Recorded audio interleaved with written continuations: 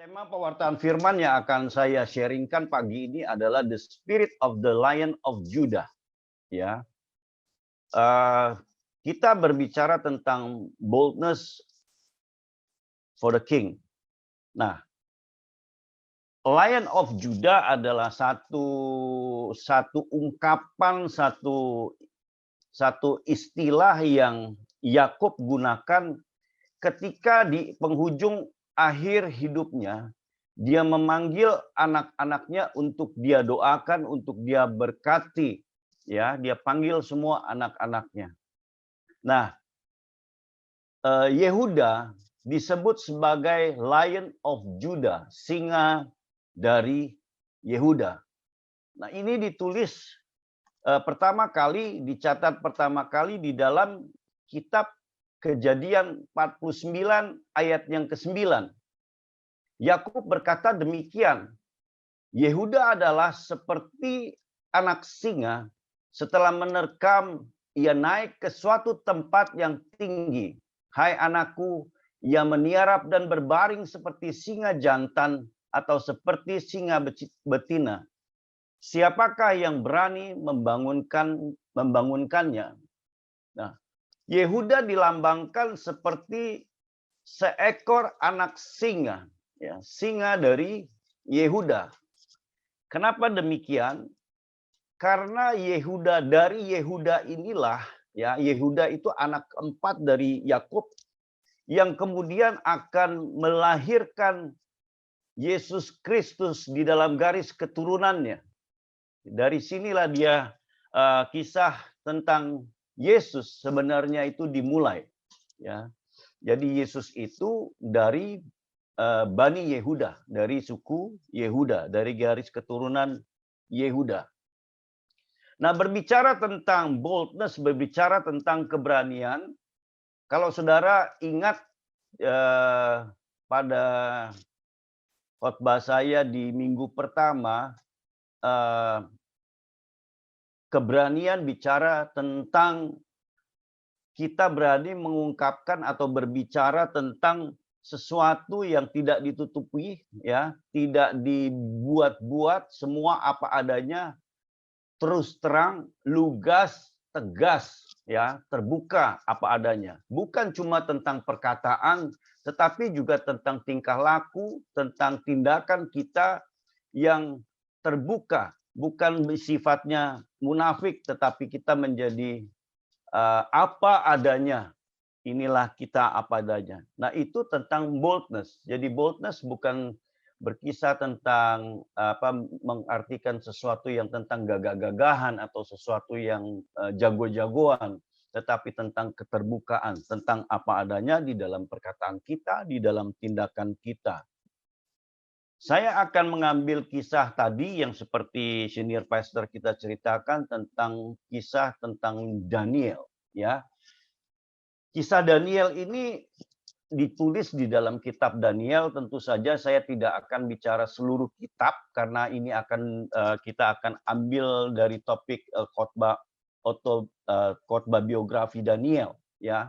Kita akan ambil secuplik saja tentang Daniel, dan saya percaya saudara-saudara yang ada di Zoom ini pasti sangat hafal dengan satu sosok yang bernama Daniel.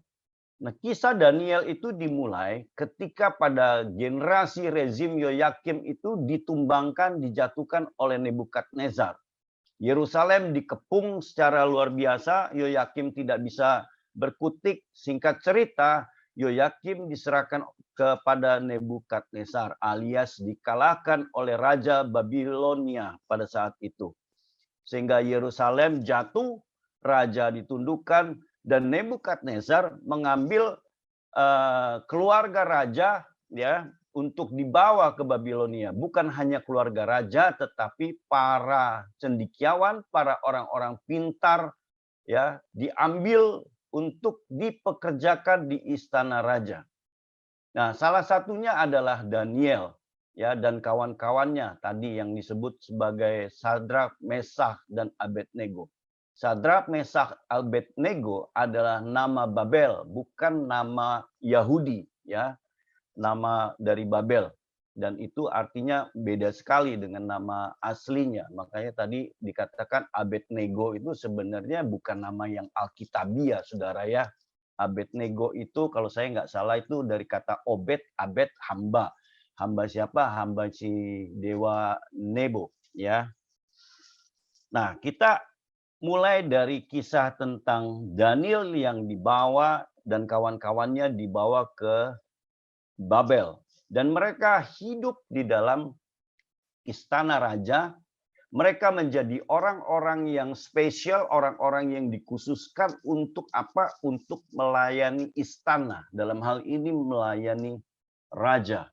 Nah, mereka diberikan konsumsi yang luar biasa, akomodasi yang luar biasa. Makanan yang mereka makan adalah makanan raja. Minuman yang mereka minum adalah minuman raja. Ya, begitu juga dengan Daniel dan teman-temannya, ya, Sadrak, Mesak, Abednego.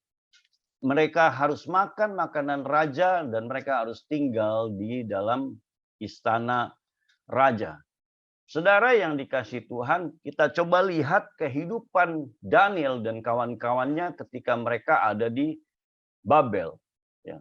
Mereka menghadapi satu pilihan antara hidup dengan cara hidup mereka sebagai orang Yahudi atau mereka hidup dengan cara hidup sebagai orang Babel. Nah, hari ini kita akan membahas, akan berbicara tentang the spirit of the Lion of Judah. Saudara yang dikasihi Tuhan, berbicara tentang boldness, berbicara tentang keberanian. Kita tidak bisa tanpa adanya pertolongan Roh Kudus. Saudara. Nah, kita coba belajar dari kisah Daniel. Ya, the spirit of the Lion of Judah. Nah, kenapa kalau kita tahu bahwa Daniel adalah orang yang excellent, orang yang luar biasa, kita tahu kisahnya setelah kita baca dari kitab Daniel, dia menjadi orang yang sangat diberkati, sangat dipakai oleh raja. Tetapi harus kita ingat, saudara yang dikasihi Tuhan, harus ada the spirit of the Lion of Judah. Ya, harus ada yang namanya Roh Kudus yang memberikan kekuatan. Apa yang dilakukan oleh Daniel ketika dia hidup di dalam istana raja? Seperti yang kita ketahui bahwa orang-orang yang ditawan, yang ditangkap dari Yerusalem, lalu dipekerjakan di istana raja, mereka hidup dengan cara hidup seperti raja. Ya, konsumsinya seperti raja. Dengan harapan apa? Mereka tumbuh sehat, mereka akan jauh lebih pintar dari orang rata-rata. Pada kenyataannya dan pada akhirnya, Daniel sendiri tidak mau untuk melakukan itu, saudara yang kasih Tuhan. Ya, Daniel tidak mau mengkonsumsi apa yang disiapkan oleh raja, oleh istana untuk mereka, termasuk kawan-kawannya Sadrak, Mesak, Abednego. Ya, mereka memutuskan untuk apa? Mereka memutuskan untuk hanya makan sayur dan minum air putih, vegetarian mereka. Ya, saya mesti belajar tuh dari mereka, saudara. Ya. Nah, kalau kita menolak keinginan raja, ya, konsekuensinya pasti adalah mati. Singkat cerita, Daniel memberikan satu challenge kepada Ariok. Ariok itu komandan pas pampres lah kalau sekarang ya. Jadi komandan pengawal raja. Untuk menyampaikan, untuk memperlombakan siapa yang lebih baik hasilnya antara mereka yang makan makanan raja dengan mereka yang makan sayur dan minum air putih saja. Selama 10 hari. Dan akhirnya itu dikabulkan, mereka melakukan itu. Ya, sehingga sampai sekarang kita kenal adanya puasa Daniel. Ya, puasa Daniel. Kebetulan ada yang namanya Daniel di sini. Semoga sudah puasa Daniel juga. Nah, ya, setelah 10 hari dicoba dites, ya, antara mereka yang makan konsumsi raja dengan mereka yang makan makanan apa yang seperti yang diusulkan Daniel. Ternyata hasilnya Daniel dan kawan-kawannya jauh lebih pandai dan perawakan mereka jauh lebih baik daripada mereka yang mengkonsumsi makanan dan minuman raja. Saudara yang dikasihi Tuhan, dengan kata lain, ya, dengan adanya Spirit of the Lion of Judah, kita harus berani untuk berkata tidak kepada dunia. Sama seperti Daniel berkata atau menolak konsumsi raja untuk dia konsumsi. Spirit ini yang membuat kita mampu untuk berkata tidak kepada dunia. Sama seperti ketika Yesus setelah dibaptis, dia dibawa oleh Roh Kudus ke padang untuk apa? Untuk dicobai, ya, untuk dia berpuasa dan dicobai oleh si iblis. Ya, saya catat di dalam Lukas 1, ya, Lukas 1. Sorry ini. Lukas 1, saya nggak catat di sini, Saudara. Ya. Sorry. Lukas 1 Lukas 4 ayat 1 sampai 13 yang mengisahkan di mana Yesus dibawa ke padang gurun oleh Roh Kudus, di mana dia berpuasa dan dicobai oleh si iblis, oleh si jahat. Yang pertama, iblis meminta atau menggodai, mencobai Yesus untuk mengubah batu menjadi roti. Tetapi apa yang dilakukan Yesus? Yesus memperkatakan firman. Yesus berkata tidak kepada si jahat dengan firman. Ya, Lukas 4 ayat 3 sampai 4 mencatat demikian, lalu berkatalah iblis kepada anak-anaknya, jika engkau anak Allah, suruhlah batu ini menjadi roti. Jawab Yesus kepadanya, ada tertulis, manusia hidup bukan dari roti saja. Ya. Lalu di Lukas 4 ayat 7 sampai 8, iblis mencoba lagi Yesus. Jadi ada 3 cobaan, ada 3 godaan yang iblis berikan kepada Yesus. Lukas 4 ayat 7 sampai 8. Jadi jikalau engkau menyembah aku, seluruhnya itu akan menjadi milikmu. Tetapi Yesus berkata kepadanya, ada tertulis, engkau harus menyembah Allahmu, menyembah Tuhan Allahmu, dan hanya kepada Dia sajalah berbakti. Itu cobaan yang kedua. Cobaan yang ketiga, Lukas 4 ayat 9 sampai 11. Mencatat demikian. Kemudian ia membawa Yesus ke Yerusalem dan menempatkan dia di bumbungan bait Allah. Lalu berkata kepadanya, jika engkau anak Allah, jatuhkanlah dirimu dari sini ke bawah. Sebab ada tertulis, mengenai engkau, ia akan memerintahkan malaikat-malaikatnya untuk melindungi engkau, dan mereka akan menatang engkau di atas tangannya, supaya kakimu jangan terantuk. Saudara yang dikasihi Tuhan, dunia begitu begitu menariknya, begitu luar biasanya dalam menyajikan satu daya tarik kepada kita. Dunia memberikan dalam tanda kutip solusi-solusi di luar dari kebenaran, memberikan jalan-jalan pintas untuk mencapai ambisi kita, untuk mencapai cita-cita kita, untuk mencapai apapun yang kita inginkan. Hari ini pertanyaannya, apakah kita berani berkata tidak kepada dunia? Hari ini pertanyaannya, apakah kita berani memperkatakan firman seperti Yesus memperkatakan firman, menolak apa yang dunia tawarkan kepada kita? Dengan Spirit of the Lion of Judah, saya percaya kita semua berani untuk apa? Untuk berkata tidak kepada dunia. Sama seperti Daniel, ya, berketetapan, berkeputusan untuk apa? Untuk dia tidak makan makanan raja. Untuk dia tidak menajiskan dirinya dengan konsumsi raja. Minum anggur raja. Ya, dia hanya makan apa? Makan sayur-sayuran. Dia hanya minum air putih. Mari kita belajar untuk berkata tidak pada dunia. Sekalipun tawaran itu begitu menarik, saudara. Karena apa? Ujung-ujungnya itu pasti kebinasaan. Ujung-ujungnya pasti kehancuran. Tetapi ketika kita berjalan di dalam tuntunan Tuhan, kita berjalan bersama Roh Tuhan, saya percaya ujungnya pasti damai sejahtera. Ujungnya pasti adalah penggenapan pengharapan yang kita nantikan di dalam kehidupan kita. Ya. Nah, dengan adanya Spirit of the Lion of Judah, hal kedua yang akan terjadi adalah kita berani untuk apa? Untuk mengeksersis iman kita, ya. Kita berani untuk melatih iman kita di dalam kehidupan kita sehari-hari, ya. Nah, disinilah yang dilakukan oleh Daniel, ditulis dalam Daniel 1 ayat 12 sampai 13. Adakanlah percobaan dengan hamba-hambamu ini selama 10 hari, dan biarlah kami diberikan sayur untuk diminum dan sayur untuk dimakan dan air untuk diminum. Sesudah itu bandingkanlah kami dengan perawakan orang-orang muda yang makan dari santapan raja, kemudian perlakukanlah hamba-hambamu ini sesuai dengan pendapatmu. Kenapa saya katakan dia mengeksersis iman dia? Kita harus mengeksersis iman kita juga. Karena ketika Daniel menolak untuk makan makanan raja, resikonya adalah mati, saudara. Karena apa yang dia tawarkan kepada Aryo, kepada pihak istana, dia belum tahu hasilnya seperti apa.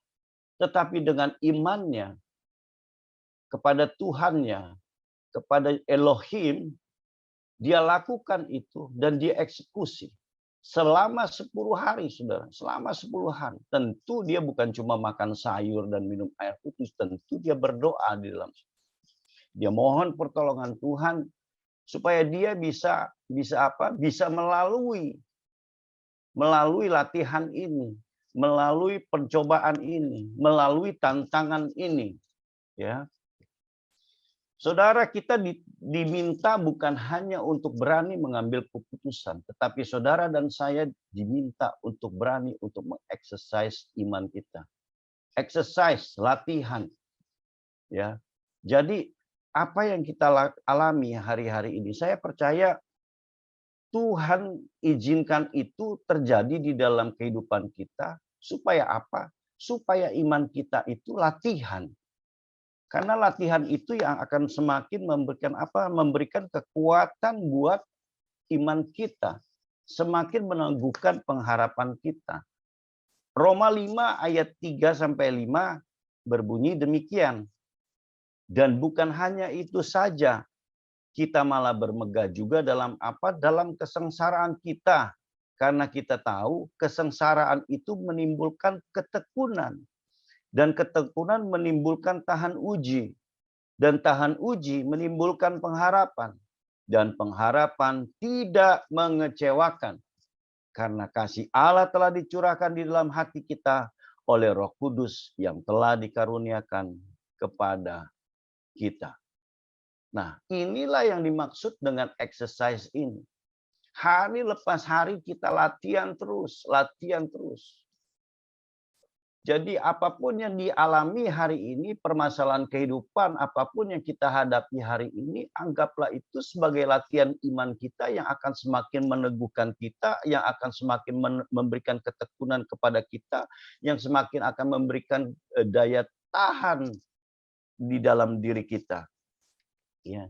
Bukan direspon dengan keluhan, bukan direspon dengan sungut-sungut. Roma 4 ayat 18 berbunyi demikian. Sebab sekalipun tidak ada dasar untuk berharap, namun Abraham berharap juga dan percaya bahwa ia akan menjadi bapa banyak bangsa menurut yang telah difirmankan, demikianlah banyaknya nanti keturunanmu. Nah, Abraham tetap berpegang kepada imannya, tetap berharap bahwa satu ketika nanti dia akan melahirkan keturunannya, walaupun sebelumnya dia melakukan satu kesalahan besar, ya. Tetapi hal tersebut tidak mengurangi kasih karunia Tuhan. Tuhan tetap berpegang kepada janjinya. Dan singkat cerita, sampai hari ini demikian banyaklah keturunan Abraham di atas muka bumi ini.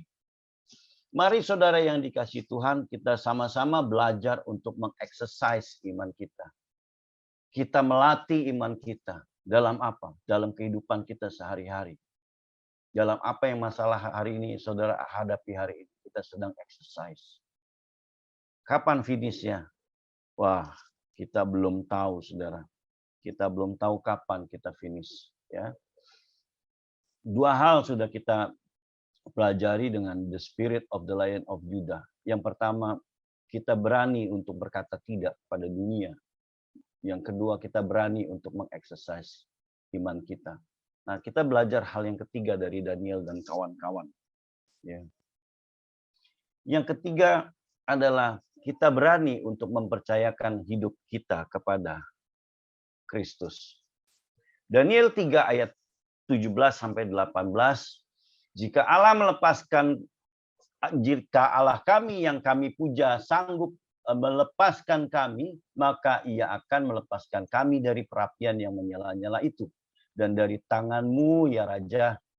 Tetapi seandainya tidak, hendaklah tuanku mengetahui, ya Raja, bahwa kami tidak akan memuja tuanku dan tidak akan menyembah patung emas yang tuanku dirikan itu.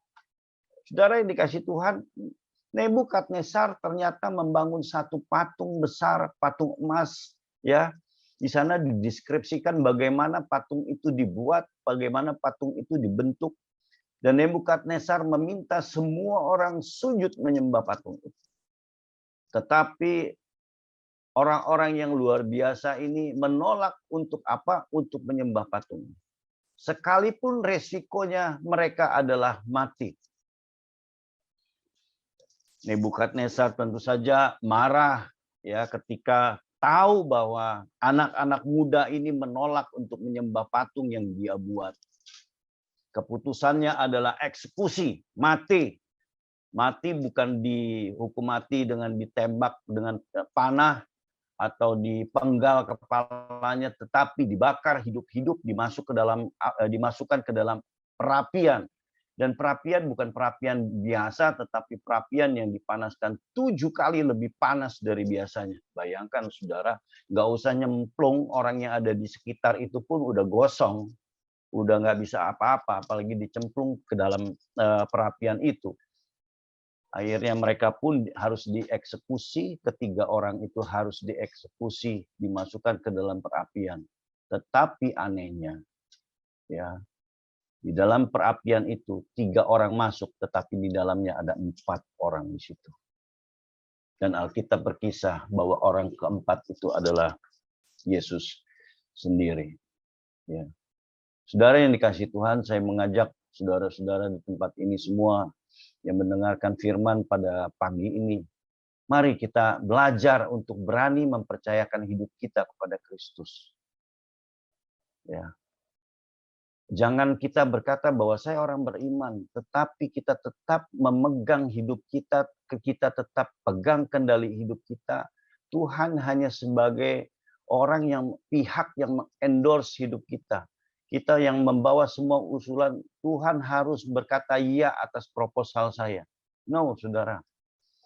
Tapi biarlah Yesus yang memberikan proposal itu untuk hidup kita. Dan kita yang melakukan itu. Belajar mempercayakan hidup kita. Ya, bukan kita yang mengatur Tuhan. Ya, bukan kita yang mengatur Tuhan. Filipi 4 ayat 6-8 bilang begini. Filipi 4 ayat 6-8. Janganlah hendaknya kamu khawatir tentang apapun juga, tetapi nyatakanlah dalam segala hal keinginanmu kepada Allah dalam doa dan permohonan dengan ucapan syukur. Damai sejahtera Allah yang melampaui segala hal akan memelihara hati dan pikiranmu dalam Kristus Yesus.